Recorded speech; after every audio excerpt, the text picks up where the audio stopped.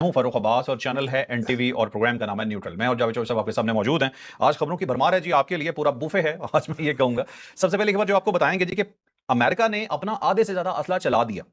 मतलब अब उनके पास बचा क्या होगा, और ये चलाया क्या पिछले सिर्फ 10 दिन में। अब कितना असला बाकी रह गया है, इनकी प्रोडक्शन कैपेसिटी क्या है, मसला क्या है, ये 10 दिन गूंज रहे हैं बार बार, ये सिलसिला क्या है, ये आपको बताएंगे। लेकिन अमेरिका ने अपनी ऐसी की तैसी फिरवा दी है। अपने आप को डिफेंड करने के लिए, अमेरिका मुल्क को डिफेंड करने के लिए भी असला उनके पास अब नहीं बचा हुआ। तो ये आपको बताएंगे कि ये क्या स्टोरी है। फिर आपको ये बताएंगे कि एक साइड पे तो हम कह रहे हैं कि असला नहीं है, लेकिन एक ऑपोजिट स्टोरी आती है। लेकिन शायद हो सकता है इस बार नेतन्याहू गिरफ्तार, लेकिन शायद हो सकता है इस बार नेतन्याहू गिरफ्तार हो जाए, क्योंकि आप जानते हैं ये इंटरनेशनल क्रिमिनल है, ये कोई आम शैतान नहीं है। इस बंदे को मैं शैतान वैसे ही नहीं कहता। उसके बाद आपको एक पूरा चैप्टर बताएंगे ईरान का। ईरान कहां हमले कर रहा है, ईरान पे कहां हमले हो रहे हैं, ये आपको बताएंगे। एक खुफिया पैगाम ईरान की तरफ से पाकिस्तान पहुंच चुका है, जो मुश्तबा खामनाई साहब का पैगाम है। अब ये क्या पैगाम हो सकता है, पाकिस्तान क्यों आ रहे हैं और पाकिस्तान में ये पैगाम क्यों दिया जा रहा है, ये बताएंगे। और एक और चीज छोटी सी ख्याल की जा रही है कि शायद पाकिस्तान को प्रेशराइज किया जा रहा है। प्रेशराइज अंदर से भी किया जा रहा है, बाहर से भी किया जा रहा है। मामला ईरान का ही है, ये वाकई ही कोई प्रेशर पाकिस्तान को दिया जा रहा है और क्यों दिया जा रहा है, ये भी आपको बताएंगे। फिर आपको ये बताएंगे जी, वो कौम जो अपने आप को ये कहती है, इनफैक्ट मैं वर्ड अपना वापस लूंगा, कौम नहीं, वो लोग, वो अफगानी तालिबान जो अपने आप को ये कहते हैं जी कि हमने तो सुपर पावर्स को हरा दिया। पता चलता है उनके ही शहर पे कब्जा कर लेता है उनका कोई दुश्मन आके। अब अगर उनके अपने ही इलाकों पे कब्जे होने शुरू हो गए हैं, उनके तख्ता पलटने की तैयारी शुरू हो गई है, तो उनका बनेगा क्या, ये सिचुएशन आपको बताएंगे। फिर आपको ये बताएंगे जी, मौलाना साहब ने एक पिछले दिनों में कंट्रोवर्शियल बयान दिया, उसके ऊपर बहुत तनकीद हुई और तनकीद बनती भी थी। मौलाना साहब बड़ी शख्सियत हैं, उन्हें बड़े दिल का मुजाहरा करते हुए अपने अल्फाज वापस लेने चाहिए थे, माफी मांगनी चाहिए थी। उसके बावजूद माफी तो नहीं आई, लेकिन उन्होंने किसी से माफी का मुतालबा कर दिया, और जिससे मुतालबा किया वो कोई जनरल साहब हैं। ये कौन से जनरल साहब हो सकते हैं और उनसे माफी का मुतालबा वो क्यों कर रहे हैं कि मुझसे माफी मांगो, ये सिचुएशन जानिएगा। फिर आपको ये बताएंगे जी, पाकिस्तानी क्रिकेटर हसन अली हैं, इन पे भारत में तशद्दुद की एक वीडियो आई कि ट्रेन में इन पे तशद्दुद हो रहा है, ये क्या स्टोरी थी, ये खुल गई है, ये आपको बताएंगे। फिर आपको ये बताएंगे जी कि अमरीकी सदर फिर से वालिद बन गए हैं, दोबारा फिर बाप बन गए हैं।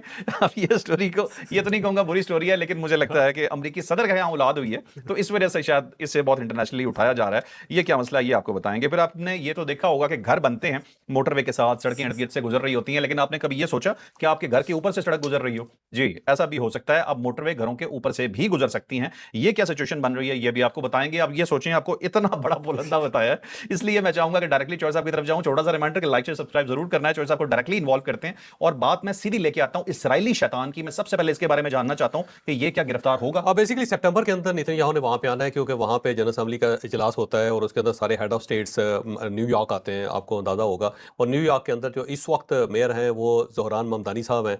वो पिछले साल भी यही कह रहे थे कि हमने इसको गिरफ्तार कर लेना है। वो आज भी उन्होंने कहना शुरू कर दिया कि जो ही वो न्यूयॉर्क में आएंगे, मैं अपनी पुलिस से कहूँगा, सिटी पुलिस से कहूँगा कि इसको गिरफ्तार कर ले। अब न्यूयॉर्क सारे का सारा मेयर के पास होता है, उसकी अपनी पुलिस होती है और वो किसी को भी गिरफ्तार कर सकती है, बात ठीक है। लेकिन अब ज़ाहिर है, क्या एक शहर की पुलिस क्या किसी हेड ऑफ स्टेट को भी गिरफ्तार कर सकती है? एक बहुत बड़ा सवाल है, जो ज़ाहिर है इसका जवाब किसी के पास नहीं है। अमेरिकन तो लॉज में तो ज़ोरा हो सकता है। नहीं, ऐसा ऐसा मुमकिन नहीं है, क्योंकि हेड ऑफ स्टेट जो उसको इम्यूनिटी हासिल होती है। आप इस तरह नहीं है कि उसको कोई भी सिटी पुलिस जो आके गिरफ्तार कर ले। इंटरनेशनल क्रिमिनल क्यों ना हो। वो जैसा भी हो, मेरा नहीं ख्याल कि वो इस तरह हो सकता होगा। अगर उसे गिरफ्तार करना है तो गवर्नमेंट ने गिरफ्तार करना है, वफाकी गवर्नमेंट ने गिरफ्तार करना है, नेशनल पुलिस को उसने कहना है, नेशनल पुलिस ने उसको रोकना है, नेशनल पुलिस ने उसको गिरफ्तार करना है। सिटी की और मेयर की जो पुलिस है उसे गिरफ्तार नहीं कर सकती। अच्छा। बहरहाल एनी हो, हम्म। ज़ोहरान ममदानी साहब ने कल ये बयान दे दिया और उसका नतीजा ये निकला कि खबरें चलनी शुरू हो गई। इवन इसराइल के अखबारात के अंदर भी खबरें आ गई। और आज डोनाल्ड ट्रंप ने उसके ऊपर कह दिया है कि खबरदार, जो किसी ने उसकी तरफ देखा भी, मैं टांगे तोड़ दूंगा और कोई बंदा उसको गिरफ्तार नहीं कर सकेगा। उसने कहा जी उसकी गिरफ्तारी तो सवाल ही नहीं है, आउट ऑफ क्वेश्चन है। चॉइस ये साहब, प्रेसिडेंट ने कह दिया, ये प्रेसिडेंट ने कहा है, लेकिन जो प्रेसिडेंट। इसका यार है फादरलैंड वाला, ठीक है, वो जो नरेंद्र मोदी है, याद वो आते हैं। भी जब वजीर आजम बना है तो अमेरिका जा सकता है, अदरवाइज तो उस पर भी पाबंदी है ना, नहीं, अमेरिका नहीं जा इम्यूनिटी सकता। है ना उसको भी इम्यूनिटी, अभी इसको भी इम्यूनिटी इम्यूनिटी। है। नहीं, वो प्राइम मिनिस्टर की हैसियत से इम्यूनिटी है ना उसको। उससे पहले तो पाबंदी लगा सकते हैं, जब वो आम आदमी बनेगा तो पाबंदी लगा दे। फिर अब ये अगर फर्ज करें कि ये प्राइम मिनिस्टर रहता नहीं नेतन्याहू, तो कोई शख्स उसको गिरफ्तार नहीं कर सकता, जोरान इम्यूनिटी है ममदानी इसको। फिर क्यों कह रहा है? बस ये स्टंट है एक। स्टंट है। हाँ, मीडिया स्टंट है एक। इसके इसके पीछे हकीकत कोई नहीं है। नहीं होगा ना, गिरफ्तार। बिल्कुल नहीं हो सकेगा। दिल तोड़ दिया आपने ये बात नहीं, कर। मैं आपको सही कह रहा हूँ यार। अच्छा, जब चलो तक हेड ऑफ स्टेट है उस वक्त तक आप उसको गिरफ्तार नहीं कर सकते। ठीक है। प्रेसिडेंट को, प्राइम मिनिस्टर को, हेड ऑफ गवर्नमेंट है वैसे तो वो, लेकिन आप उसको गिरफ्तार नहीं कर सकते। इसलिए प्राइम मिनिस्टर है, जिस दिन वो रिटायर होगा उसके बाद किसी एयरपोर्ट पे भी जाएगा तो गिरफ्तार किया जा सकता है। मतलब ये फुल फ्राई ही होगा। हाँ, फुल फ्लैश ये इसका थे। आखिरी तरीका। अच्छा चलें जो सब, अगली खबर, इनके पास असला नहीं बचा अमेरिका के पास। ये एक खबर है, ये बेसिकली ये तो centre for strategic and international studies की रिपोर्ट है। उस रिपोर्ट के अंदर ये बताया गया है कि अमेरिका ने पिछले 10 दिन के अंदर अपना सारा असला इस्तेमाल कर दिया है और उसने कहा जी पैट्रियाट्स जो है इसका सबसे बड़ा डिफेंस सिस्टम जो है वो इस्तेमाल हुआ। और ये जो डिफेंस सिस्टम पैट्रियाट के इंटरसेप्टर्स होते हैं बेसिकली, तो आपके ऊपर जब अटैक होता है तो आप इंटरसेप्टर को इस्तेमाल कर देते हैं। पैट्रियाट इंटरसेप्टर जो है वो $4.3 मिलियन से लेकर $5 मिलियन तक का एक है और उसे चला दिया गया है यहाँ पे 1200 की तादाद में, यानी पिछले 10 दिन में 1200 पैट्रियाट जो मिसाइल्स हैं वो चल गए इंटरसेप्टर के तौर पे और वो टोटल इनका जो वहां पे स्टॉक था वो खत्म हो गया। इसके बाद थर्ड डिफेंस सिस्टम इनका थर्ड जो होता है उसको $12 मिलियन से लेकर $15 मिलियन में बनाया जाता है, एक बनता है। और ये जो है ये तकरीबन 100 से ज़ायद ये इस्तेमाल हो गए इंटरसेप्टर और ये साल में 12 से लेकर 37 बन सकते हैं। अमेरिका के अंदर इतनी कैपेसिटी नहीं है कि थर्ड मिसाइल जो है या पूरे डिफेंस सिस्टम है उसको दोबारा बनाया जा सके और इसी के अंदर उसने एक्सपोर्ट भी करना होता है और अपनी हिफाजत भी करनी होती है, अपनी फौज के हवाले भी करना होता है। तो 2.5 साल का जो स्टॉक था वो यहाँ पिछले 10 दिन के अंदर इस्तेमाल हो गया। फिर इसके साथ टॉम हॉक मिसाइल जो हैं वो 1000 के करीब वो इस्तेमाल हो गए हैं। फिर इनके पास सबसे महंगा जो मिसाइल है वो SM-3 है और SM-6 है। ये $10 मिलियन से लेकर $25 मिलियन में बनता है, सबसे महंगा ये है और ये भी सारे के सारे वहां पे इस्तेमाल हो गए। और इन सब के बारे में कहा जाता है कि 20,000 का जो शाहिद 36 उनका एक ड्रोन है जो $20,000 में वो बना लेते हैं, उसको इंटरसेप्ट करने के लिए इनको $5 मिलियन का मिसाइल इस्तेमाल करना पड़ता है, जो सबसे सस्ता $5 मिलियन का इस्तेमाल करना पड़ता है। तो उसके अंदर अमेरिका को बहुत लॉस हो रहा है। लेकिन ये एक चीज ध्यान में रखना, ये जंग के अंदर ना इस टाइप की चीजें जो चलती रहती हैं, जानबूझ के भी ऐसी रिपोर्ट्स शाया की जाती हैं, ओपन की जाती हैं ताकि दुश्मन ये समझे कि इनके पास असला मुक गया हुआ है और अब हमें बिल्कुल ऐसे खड़ा हो जाना चाहिए, छाती बहुत खुला के खड़ा हो जाना चाहिए कि आ तू फिर। लेकिन वो जब इसने छाती फूलती है तो दूसरी साइड से पता लगता है यार इनके पास तो बहुत कुछ था। ये अमेरिका को भी गलत फहमी थी ईरान के बारे में और अल्टीमेटली वो छाती पे लगने शुरू हो गए। अब मेरा ख्याल है शायद ईरान को ये थोड़ा सा एक स्मोक स्क्रीन क्रिएट करके उसको जरा डिस्टर्ब करना चाहते, खुशफहमी रख के उसको मारना चाहते, क्योंकि साथ ही डोनाल्ड ट्रंप ने नए ऑर्डर्स भी दे दिए हुए उसने। अब ये क्योंकि 50,000 इसके फौजी हैं वहाँ पे इस पूरे रीजन में, तो सबका ख्याल ये है कि अगर ये मिसाइल इसके खत्म हो जाते हैं और उसके बाद फिर जो ईरान इसके ऊपर अटैक करता है तो 50,000 फौजी जो है वहाँ पे फंस जाएगा मिडल ईस्ट के अंदर और उनके मरने के चांसेस बढ़ जाएंगे। और अगर यहाँ से लाशें अमेरिका के अंदर जानी शुरू होगी तो वहाँ पे डोनाल्ड ट्रंप का जुलूस निकल जाएगा, ये ख्याल है लोगों का। शोएब साहब 9 दिन का असला बाकी है सिर्फ 9 दिन का कहते हैं अमेरिका के पास, कहते हैं। लेकिन जो सब आपको याद होगा ये बात पहले भी हुई थी, ये इसराइल को भी एक्सपोर्ट कर रहे थे, उनके भी इंटरसेप्टर खत्म हो गए, यूएई के खत्म हो गए थे, कुवैत के खत्म हो गए थे, हो सकता और अमेरिका अब दे भी रहा है दूसरों को, अपने भी यूज कर रहा है। लेकिन इस चीज की पॉसिबिलिटी हो सकती है कि चले हो सकती है। आज वैसे मार्को रूबियो ने भी कहा है फिलिपाइन जाते हुए, उसने यही कहा है कि दुनिया को हमारी मदद करनी पड़ेगी, उसे या वो माली तौर पे हमारी मदद करे या फिर असला दें हमें। तो मार्को रूबियो ने भी कहा है, मार्को रूबियो ने भी कहा है, इसका चलते मतलब उसने कहा है कि दुनिया को हमें सपोर्ट करनी चाहिए क्योंकि आप नए हॉर्मस आपका भी इशू है, हमारा तो नहीं सर। बिल्कुल ठीक है। तो उसने कहा अब तो साथ ही डोनाल्ड ट्रंप ने क्योंकि और असला जो है ना वो मंगवा लिया, उसने F-35 अमेरिका से ऑर्डर कर दिया कि फौरी तौर पे जो है वो निकले। न्यूयॉर्क टाइम्स की ये स्टोरी है, उसने कहा जी इस रीजन में आए। और साथ ही जर्मनी से उसने F-16 मंगवा लिए, जर्मनी में क्योंकि इनके अड्डे हैं प्रॉपर अमेरिका के, और वहां से उसने F-16 जो वहां से मंगवा लिए और उसने कहा जी वो सारे तैयार हो जाए। और दूसरी तरफ कॉलिबाफ ने भी ये तस्लीम कर लिया, उसने कहा जी ये जानबूझ के एक साइड पे ये इंप्रेशन दे रहे हैं कि हम डायलॉग करना चाहते हैं, मुज़ाकरात करना चाहते हैं, दूसरी साइड पे असला जमा कर रहे हैं और हम इनको बहुत अच्छी तरह अंडरस्टैंड करते हैं, हमें पता है कि ये लोग क्या करना चाहते हैं और ये क्या करना चाहते हैं, हम इसके एक्सपर्ट हो गए हुए अमेरिका के। तो कॉलिबाफ साहब ने भी ये तस्लीम किया कि इस साइड पे असला जो है वो जमा किया जा रहा है। अब अगर F-35 आ रहे हैं और F-16 आ रहे हैं तो ज़ाहिर टू मच है। लेकिन यार इसके अंदर जो बार बार मुझे एक तकलीफ है, या मैं फिर ये कहता हूं कि अल्लाह ताला मेरी जब ख्याल जो है ना उसे गलत साबित करे, अगर अमेरिका फंस गया तो ये सब कुछ कर गुजरेगा, ये सब कुछ कर गुजरेगा, फिर जाहिर है आपने सारे रास्ते बंद कर दिए तो क्या करेगा वो। नहीं जो सब बात ठीक है बिल्कुल। एक चीज मुझे और भी नजर आ रही है, यूरोप इन्वॉल्व होता नजर आ रहा है, जर्मनी से F-16, बर्तानिया से F-35। F-35 जो ना वहां पे उनको अड्डा है अमेरिका का, अमेरिका का अड्डा है, लेकिन ये तो समझते हैं ईरानी की जो भी अड्डा यूज होगा या जहां से भी कुछ आएगा तो हमारा वहां पे बहुत सारी उनकी जगह हैं, उनके अड्डे हैं जहां पे इनके जहाज खड़े हुए हैं। F-16 जो है ना जर्मनी के अंदर खड़े हुए हैं वहां पे, क्योंकि इनके बेसिस हैं, तो अपने बेस से मंगवा लें। नेटो वगैरह से मंगवा नहीं, नेटो से नहीं, अपने इसके बेस हैं। जर्मनी के अंदर तो प्रॉपर प्रेजेंस है ना अमेरिका की, उसकी वजह वर्ल्ड वॉर सेकंड के बाद वहां पे तो प्रेजेंट रही है ना, वो तो अमेरिका के कंट्रोल में था ना जर्मनी। तो वहां पे आज भी इसके अड्डे मौजूद है वहां पे, ये उसको जर्मनी को डिफेंस दे रहा है ना, डिफेंस प्रोवाइड। इसी तरह जापान के अंदर है इसके, जापान हर साल $10 बिलियन देता है इसको और वहां पे इनके अड्डे मौजूद हैं, तो वहां पे इनके सोल्जर्स भी होते हैं, इनका इक्विपमेंट भी होता है, तो जब भी इनको जरूरत पड़ती है तो इक्विपमेंट भी मंगवा लेते हैं और वहां से अपने सोल्जर्स भी मंगवा लेते हैं। चलें चौसा बात करते हैं सस्ते खून और महंगे खून की। 50 ईरानी शहीद हुए पिछले 8-10 दिन में, ठीक है, और 3 अमरीकी फौजियों की 517 जख्मी हुए। हाँ जी, 3 अमरीकी फौजियों की, और कोई 2 भी कह रहा है, 3 भी कह रहे हैं, उनका मारे जाने की इत्तला आता है, जिसके ऊपर अब बदला लेने का ऐलान कर दिया डोनाल्ड ट्रंप ने। उसे कहा जी कि हमारे जो सोल्जर जो भी शहीद होगा मरेगा और उसका बदला जो होगा ना हम ठीक ठाक किस्म का लेंगे। क्योंकि वो भी अपने सोल्जर्स को शहीद कहते हैं ना जी। उनको कहता है जी उनकी जो कत्ल है ना फौजियों का, उसकी कीमत पहले से ज़्यादा तादाद में, मिकदार में अदा करनी पड़ेगी ईरान को। तो ये उसने ऐलान कर दिया और साथ उसने कहा जी, उसने उसने अपने वज़ीर जंग को भी कह दिया और साथ जनरल डैन कैन जो इस वक्त आर्मी चीफ हैं, उनको भी उसने कहा जी कि आप बदला लें। और ये बेसिकली उनके जो सोल्जर्स थे उर्दन में मारे गए थे, क्योंकि जब हाँ जी। उसके ऊपर अटैक हुआ था तो वहाँ इनके सोल्जर मारे गए। 2 की जो इन्होंने शनाख्त जारी कर दी है, उसमें एक 25 साल का एक नौजवान है और दूसरी खातून है 19 साल की। उसकी तस्वीरें जो हैं वो इनकी वज़ारत जंग ने जारी कर दी है कि ये हमारे लोग वहाँ पे मारे गए हैं।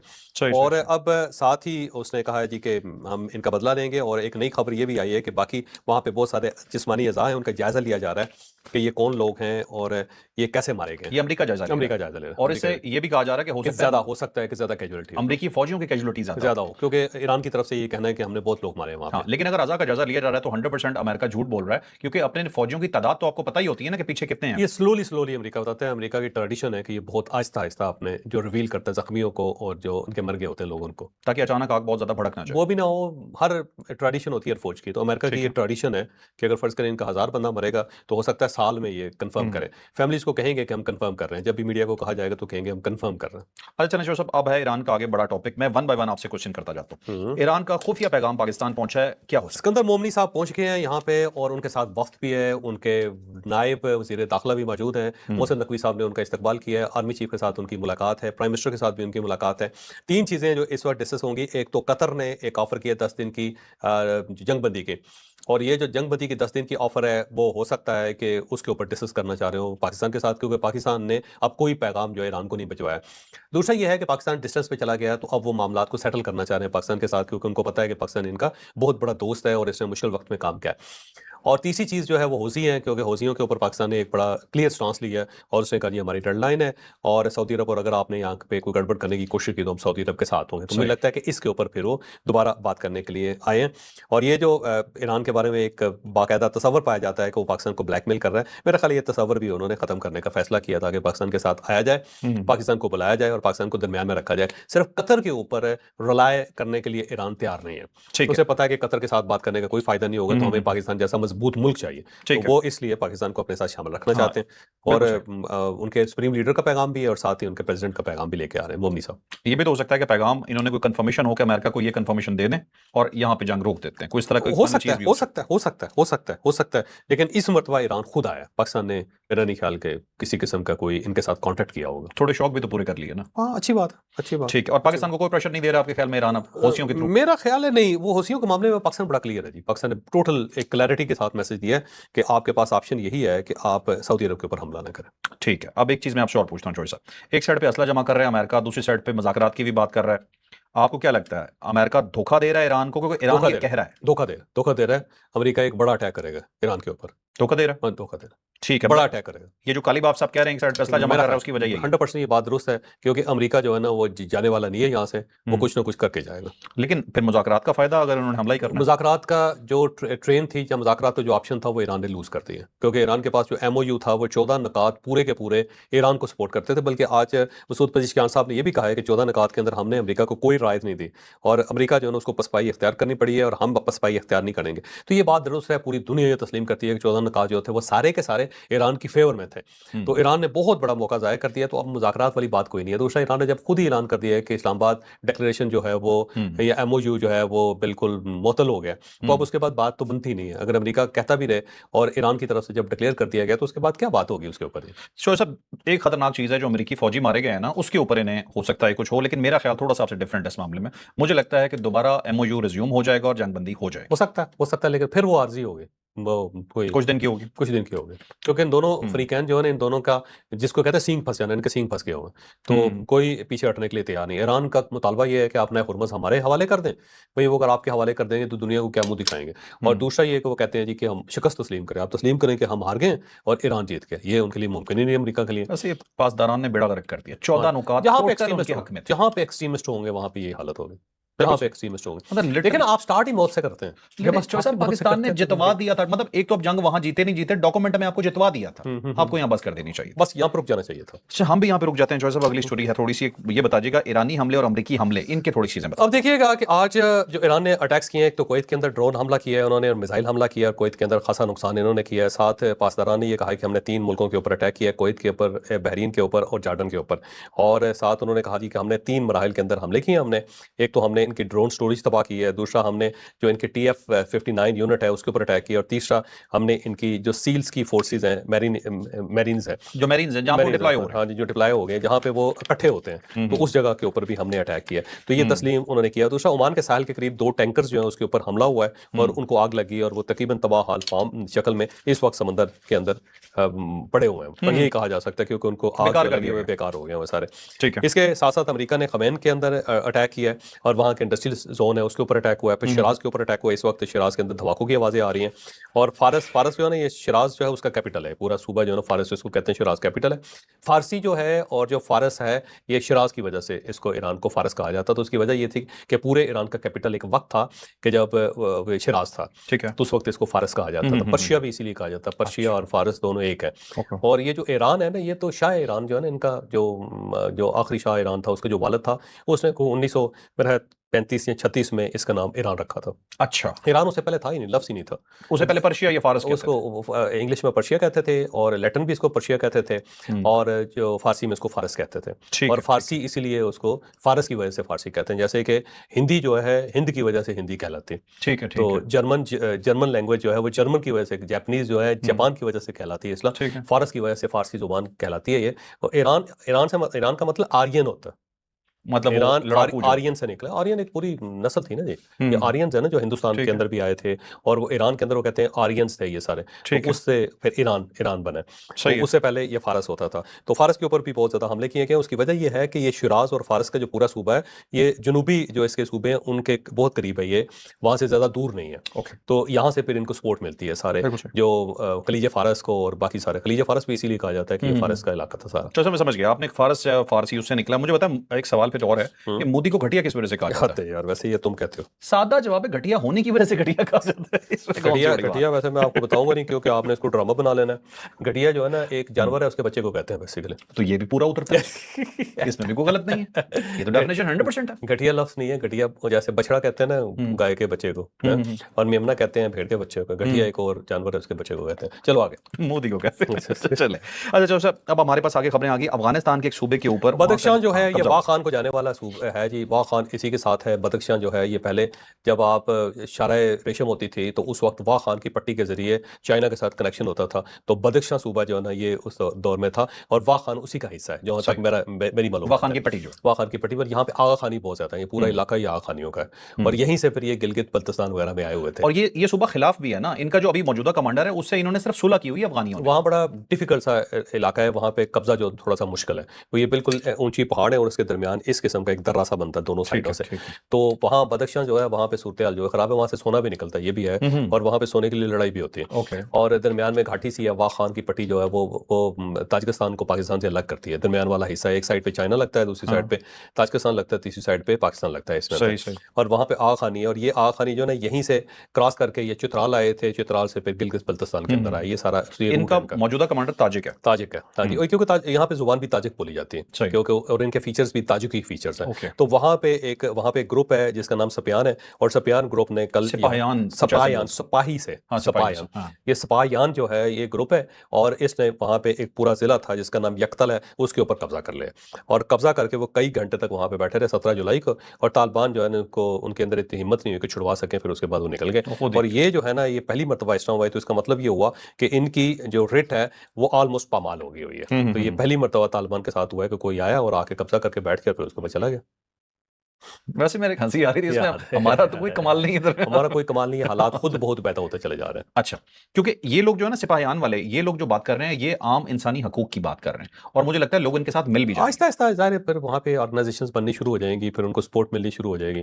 ताजिकिस्तान जो है वो तो इनके खिलाफ है बहुत ज़्यादा। ताजिकिस्तान के साथ इनकी लड़ाइयाँ भी चलती रहती है, क्योंकि वहाँ पे चाइनीज़ बहुत काम कर रहे हैं। तो ये चाइनीज़ के ऊपर जो पिछले दिन उन्होंने हमला भी कर दिया था वहाँ पे, तो वहाँ पे ये फटा भी चल रहा है। दूसरा ये है कि वो नॉर्दर्न अलायंस जो है वो भी वहीं पे करीब है, वो भी ताजिक है वो लोग भी ना, जो ठीक है। एम एच मसूद वगैरह जो थे ना, वो हम्म। ताजिक थे सारे के सारे। अच्छा अच्छा तो ठीक उनके है, साथ वही भी बेल्ट अब है। वो इनके साथ भी इनका फटा चल रहा है, तो अब ये नया सपायान आ गया है, तो अब ये पता नहीं क्या करते हैं इनके साथ। तो वहाँ पे वाकई मसाइल बहुत ज्यादा बढ़ते चले जा रहे हैं। जनाब अली। अच्छा चलो साहब, नेक्स्ट स्टोरी हमारी, ठीक है। मौलाना साहब के खुद नहीं माफी मांग रहे हैं, किसी मौलाना जनरल को फजलुर कह रहे हैं रहमान माफी साहब मांगो। ने वकला कन्वेंशन के साथ खिताब करते हुए उन्होंने कहा जी कोई वो जनरल जो मेरे खिलाफ प्रोपेगेंडा कर रहा है उसको माफी मांगनी पड़ेगी, लेकिन उन्होंने जनरल का नाम नहीं बताया। अब कौन जनरल है? का नाम नहीं बताएगा तो हम क्या कह सकते हैं। मौलाना को जानते होंगे, मौलाना फजलुर रहमान साहब, ये उनसे पूछना चाहिए। मौलाना साहब ने जो किया, क्या उन्हें खुद को माफी नहीं मांगनी चाहिए? मांगनी चाहिए थी और उन्हें नदामत का इजहार करना चाहिए था, लेकिन हम्म मौलाना डट गए उसके ऊपर। ये गलती करने के बाद जो उसके ऊपर डट जाना होता है ना, उससे बड़ी बेवकूफ़ी कोई नहीं है। आपने हम्म गलत किया है और इस्लामी रवायात के खिलाफ है ये शोदा को का मजाक उड़ाना या शोदा के बारे में ये बात करना कि वो तनख्वाह के लिए लगे हुए। शहीद तो उनके अपने भी इतने ज़्यादा लोग हुए हैं, तो क्या वो तनख्वाह के लिए शहीद हुए?